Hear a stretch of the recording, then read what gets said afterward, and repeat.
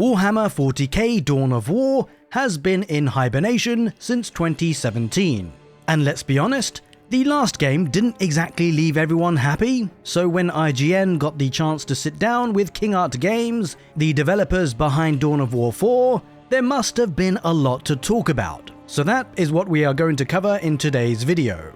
So, as we all know, the Dawn of War fanbase is passionate, kinda picky, and King Art Games have made it pretty clear that they know they are stepping into something big. And just as well, to be honest, because the Dawn of War series and Warhammer 40k as a whole is of course absolutely huge. So basically, IGN recently spoke with creative director Jan Taysen and senior game designer Elliot Verbiest about how Dawn of War 4 is shaping up, why they were chosen for the job, and how they are trying to bring the series back without losing what made it special in the first place. Interestingly, this whole thing started with Iron Harvest, which is of course King Art's previous real-time strategy title. If you've played it, you probably remember the big stompy mechs, and apparently someone at Games Workshop noticed them too.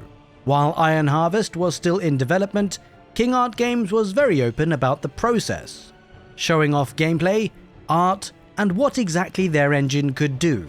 At some point, as you can imagine, Games Workshop reached out to King Art Games and basically asked, if you were making Dawn of War 4, what would you do? The team put together a pitch, sent it over, and then heard nothing. They assumed that that was the end of that, but after Iron Harvest was launched, and did pretty well by the way, Games Workshop did indeed come back to them, ready to have a second conversation. Even then, Jan Taysen says it didn't really feel particularly real. It went slowly from probably not happening to, oh wow, we're actually signing the contract. And just like that, Dawn of War 4 became real.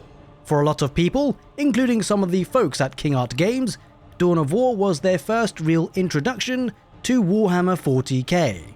It's weird because the same thing is actually true for me too, with Dawn of War Definitive Edition. That was the first Dawn of War game I played, and actually the first real introduction to the Warhammer franchise.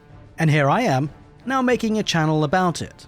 I'm basically a baby when it comes to my Warhammer 40k journey, and I figured now is a good time as any to ask you guys actually what brought you to the Warhammer 40k universe. I can imagine that there's probably some real gems of stories out there. Let me know in the comment section below.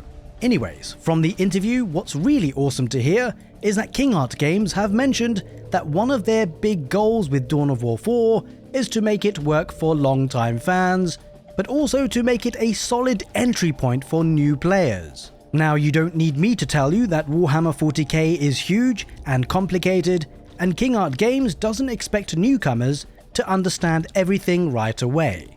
The idea though is that you should understand enough to have fun. The rest can come later. I gotta say, this is particularly important, especially for a game in the real-time strategy genre, and where many developers recently have been thinking about, well, how can we increase the overall real-time strategy player base rather than just cannibalize players from other games in the same genre? Certainly making something fun without having to know absolutely everything is going to be important, especially with how complicated real-time strategy games can often be. Well, I guess relatively speaking, because if any of you guys are like me, where you actually grew up with real-time strategy games as their standard games to play, then the challenge is actually part of the fun. But I guess it's important to recognize that complexity isn't fun for absolutely everyone, and perhaps even less so in the modern day. Either way, King Art Games seems to be adopting a very sensible approach. So the developers next talked about using the orcs as an example. They mentioned that the game doesn't stop to explain that orcs are all about overwhelming numbers and reckless aggression, even though of course they are. Instead, it just feels right when you play them.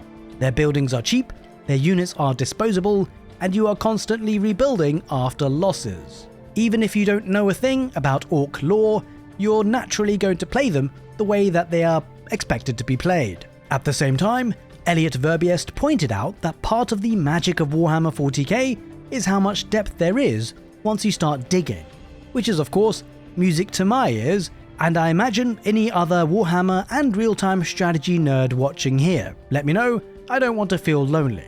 Anyways, basically, they say that Dawn of War 4 isn't going to dump all the information onto new players all at once, but it is trying to show veteran fans that the developers know real-time strategy and the Warhammer 40k universe, and that they respect it.